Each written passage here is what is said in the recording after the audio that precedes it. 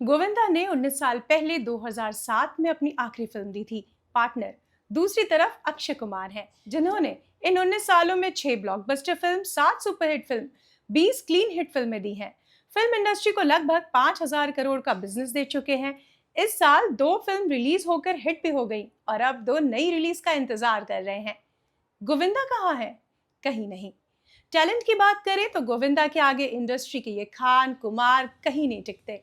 फिर क्या हुआ? एक दिन में 40 फिल्में करने वाला 90s का मेगा स्टार आज इतना खामोश है। कुछ और होता भी है तो सिर्फ कंट्रोवर्सीज का।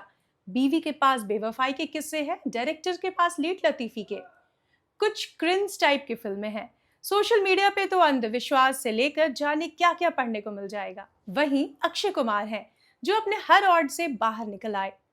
फिर गोविंदा के साथ ऐसा क्यों हुआ? एक सुपर टैलेंटेड एक्टर का ऐसा डाउनफॉल क्यों? और हम यहाँ उन्हें अक्षय कुमार से कंपेयर ही क्यों कर रहे हैं? हाय, मैं हूं रुचि और आपकी ही तरह गोविंदा मेरे भी फेवरेट हैं। उनका कोई भी 90s का सॉन्ग देखकर मैं भी स्क्रॉल करना भूल जाती हूँ। मैं खुद भी मानती हूँ कि उनके जैसी comic timing, dance, natural expressions, dialogue delivery आज भी किसी बॉलीवुड एक्टर में नहीं। Raja Babu, Coolie number 1, Hero number 1, Sajan Chale Sasural, दूल्हे राजा, बड़े मियाँ छोटे मियाँ, हसीना मान जाएगी जैसी फिल्मों के दौर में गोविंदा का स्टारडम किसी सुनामी की तरह था। मेकर्स कहते थे गोविंदा अगर कैमरे के सामने सिर्फ खड़ा होकर मुस्कुरा भी दे तो सीन सुपरहिट हो जाता था। फिर आज क्या हुआ? क्या बदल गया?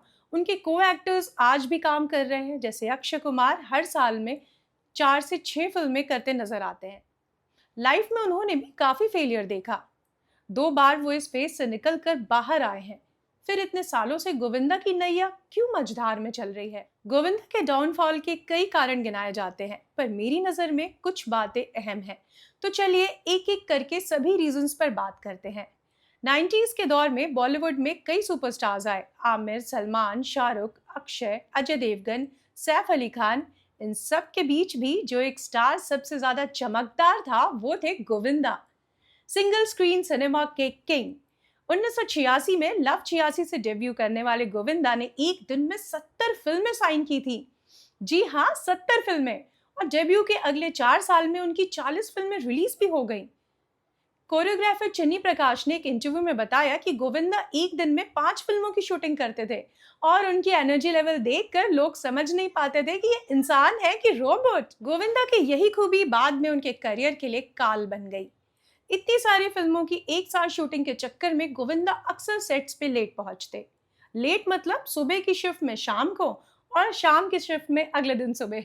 जब तक फिल्में चल रही थी तब तक तो ऐसी बात को लोगों ने मजाक में उड़ाया, लेकिन जब एक बार फिल्मों का फ्लॉप होने का सिलसिला शुरू हुआ तो यही सब बातें उनके खिलाफ जाने लगी। फिल्म मैगजीन्स में हेडलाइन बनने लग गई। फिल्म मेकर टीनू आनंद ने एक इंटरव्यू में कहा कि गोविंदा इज सुपर टैलेंटेड। बड़े मियाँ छोटे मियाँ में वो अमिताभ बच्चन पर भारी पड़ गए थे, लेकिन वहीं सेट पर लेट आना, पहले उसने टाइम की कद्र नहीं की और अब टाइम उसकी कद्र नहीं कर रहा।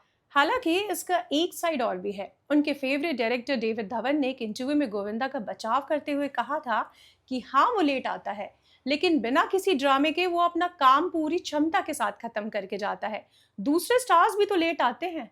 खैर, तो लेट आना गोविंदा के स्टारडम के लिए बुरा साबित हुआ। वहीं दूसरी तरफ एक और था जो सुबह 4 बजे सेट पे पहुंच जाता।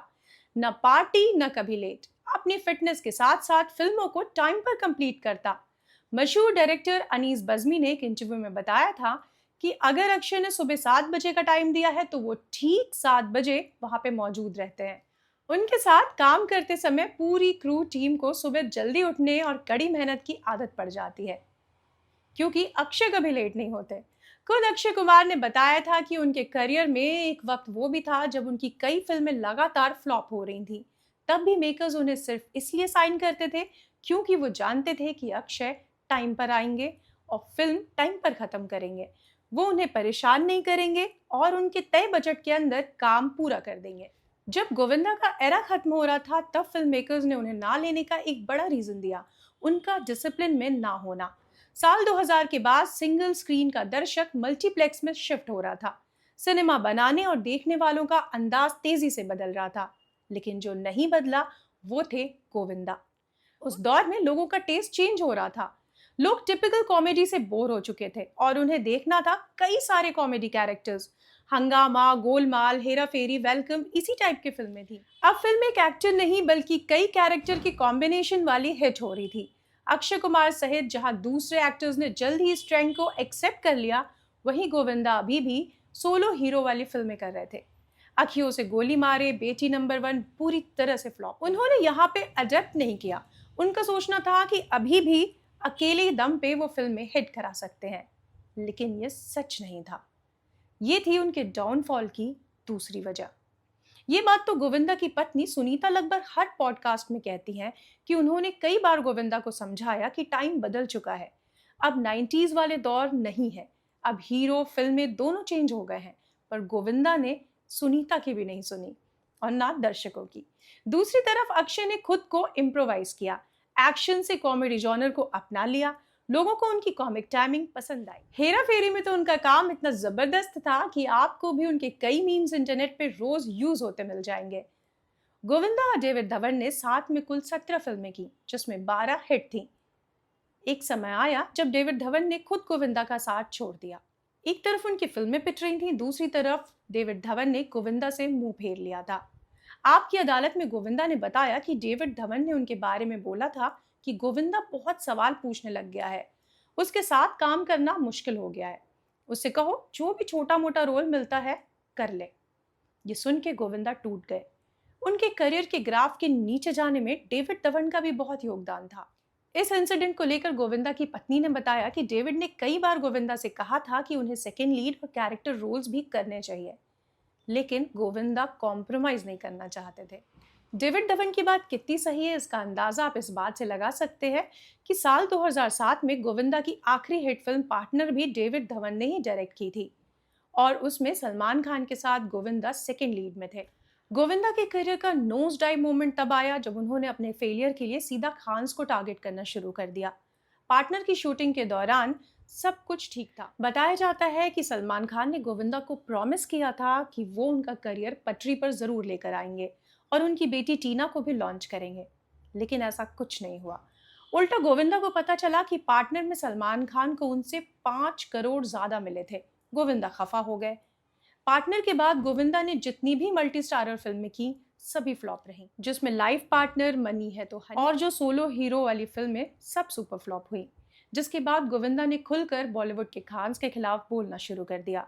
2018 में अपनी फिल्म रंगीला राजा की रिलीज के दौरान उन्होंने मीडिया से कहा कि फिल्म इंडस्ट्री के कुछ लोगों का एक ग्रुप है जो मेरे खिलाफ लगातार साजिश रच रहा है। वे नहीं चाहते कि मेरी फिल्में सिनेमाघर में रिलीज हों और उन्हें अच्छी स्क्रीन्स मिले। हालांकि दबंग 2 में सलमान खान ने गोविंदा को रोल ऑफर किया था, लेकिन तब उन्होंने कहा कि मैंने सलमान की फिल्म में ऑफर इसलिए ठुकराया क्योंकि मुझे उनके रोल पसंद नहीं थे। मैं किसी की कृपा मतलब फेवर पे काम नहीं करना चाहता। सलमान के दिल में मेरे लिए सम्मान है, लेकिन मुझे ऐसी फिल्मों की जरूरत नहीं जहां मेरा किरदार मजबूत ना हो। बस इन्हीं बयानों के बाद फिल्म इंडस्ट्री में उन्हें सपोर्ट करने वालों की संख्या भी कम हो गई। गोविंदा के जीवन में जो सबसे बड़ी गलती थी वो थी उनका पॉलिटिक्स में जाना। जब फिल्मी करियर चल नहीं रहा था तब गोविंदा को पॉलिटिक्स में जाने का ऑफर आया। उन्होंने मौके को भुनाने की कोशिश की। 2004 के लोकसभा चुनाव में गोविंदा ने कांग्रेस पार्टी के टिकट पे मुंबई नॉर्थ सीट से चुनाव लड़ा। बीजेपी के कद्दावर नेता और लगातार 5 बार के सांसद रहे राम नाइक को भारी मतों से हराकर अप्रत्याशित जीत हासिल की। राजनीतिक हलकों में गोविंदा को जाइंट किलर नाम दिया गया। राजनीति गोविंदा को रास नहीं आई और ना ही उनका वहां मन लगा। लोकसभा में गोविंदा की अटेंडेंस थी सिर्फ 12% और अपने 5 साल के टेन्योर में गोविंदा ने 303 बैठकों में से अटेंड की सिर्फ 37। अब आप इसी से अंदाजा लगा लीजिए कि कितने सीरियस थे वो एक मेंबर ऑफ पार्लियामेंट के तौर पे। कुछ समय बाद ही उन्हें अपनी गलती समझ आ गई और उन्होंने फिल्मों की तरफ रुख किया। इधर उन्हें वोट देने वाले परेशान कि गोविंदा आते ही नहीं है, हमारी परेशानी से उन्हें कोई वास्ता नहीं। मुंबई में उन्हें लापता सांसद तक कहा जाने लगा। राजनीति में रहने के दौरान गोविंदा का वेट 114 किलो तक बढ़ गया था। अपने एक हालिया इंटरव्यू में उन्होंने बताया कि इतने वजन के साथ वो सोलो हीरो तो नहीं बन सकते थे, इसलिए पार्टनर, भागम भाग जैसी फिल्मों में उन्होंने सेकेंड लीड के तौर पे काम किया। एक रीजन और भी है, लेकिन मैं उसे गोविंदा के फेलियर का जिम्मेदार नहीं कहूंगी, लेकिन हाँ, उनकी इस आदत ने इंडस्ट्री और फैंस के बीच उनकी इमेज को खराब करने का एक बहुत बड़ा रीजन है, वो है अंधविश्वास। लगातार फिल्में फ्लॉप होना, राजनीति में ना चल पाना, गोविंदा को लगने लग गया कि कोई ताकत है जो उन्हें कामयाब नहीं होने दे। पहलाज निहलानी बताते हैं कि शूटिंग के दौरान गोविंदा अजीब अजीब बातें करते थे। कभी वो कहते कि झूमर गिरने वाला है, सब हट जाओ। कभी वो कहते कि कादर खान डूबने वाले हैं। उनका अंधविश्वास इतना बढ़ गया था कि मनी है तो हनी है मूवी की शूटिंग के दौरान गोविंदा थोड़ा लो फील कर रहे थे, तो उन्होंने वहां एक एस्ट्रोलॉजर को बुला लिया, जिसने उन्हें बताया कि अभी राहु काल है, इसलिए आज वो पूरी शूटिंग में एक मुर्गे को अपने साथ रखे, उनका राहु काल दूर हो जाएगा। और फिर प्रोडक्शन हाउस को गोविंदा के लिए एक मुर्गी का इंतजाम करना पड़ गया, जिसके चक्कर में गोविंदा की शूटिंग में काफी देर हो गई। मुर्गी आई और गोविंदा ने जैसे ही मुर्गी के साथ शूट करना शुरू किया, वो मर गई। फिर क्या था, एस्ट्रोलॉजर ने कहा था कि पूरे दिन शूट करना है, तो गोविंदा ने मरी हुई मुर्गी के साथ पूरे दिन शूट किया। गोविंदा के इन्हीं अंधविश्वासों के चलते एक टीवी शो तक बंद हो गया था। कुछ और भी रीजन है जिसके चलते गोविंदा की इमेज थोड़ी ब्लर हुई है। उनकी वाइफ सुनीता का हर पॉडकास्ट में गोविंदा के अफेयर्स को लेकर बातें करना। हमें पता नहीं कि गोविंदा के अफेयर्स थे कि नहीं, लेकिन अगर पत्नी पब्लिक में आके आरोप लगाती है तो लोग विश्वास कर लेते हैं। इतना सब कुछ डिस्कस करने के बाद अंत में यही लगता है कि गलतियां और गलत फैसले हर किसी से होते हैं। इंडस्ट्री में कभी ना कभी सभी आर्टिस्ट करते हैं, लेकिन जरूरत होती है सही समय पे अपनी कमियों को जानकर उसे सही करना। हम तो दिल से गोविंदा के फैन हैं और उम्मीद करते हैं जल्द ही उनका कमबैक देखने को मिलेगा। आपको क्या लगता है, गोविंदा के डाउनफॉल की जो वजह मैंने गिनाई, क्या वही है या कोई और वजह भी है? आप जो भी सोचते हैं मुझे कमेंट बॉक्स में जरूर बताएं। स्टोरी पसंद आई हो तो चैनल को लाइक, सब्सक्राइब और शेयर जरूर करें।